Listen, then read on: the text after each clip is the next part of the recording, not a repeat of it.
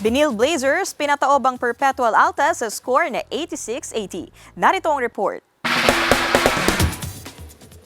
Nasungkit ng Benil Blazers ang kanilang ikatlong pagkapanalo sa Men's Basketball Tournament ng NCAA Season 99 matapos silang talunin kahapon ang Perpetual Alta sa score na 86-80. Maganda ang naging tandem ni Robby Naive at Migs Oczon ng Benil Blazers matapos silang magpaula ng mga puntos para sa koponan. Nagkaroon ng malaking kalamangan ang Blazers kontra Alta sa third quarter. Muli naman itong napaliit ng Alta sa huling ilang minuto ng fourth quarter. Ngunit hindi naman ito naging sapat para maungusan nila ang Blazers at maagaw ang pagkapanalo.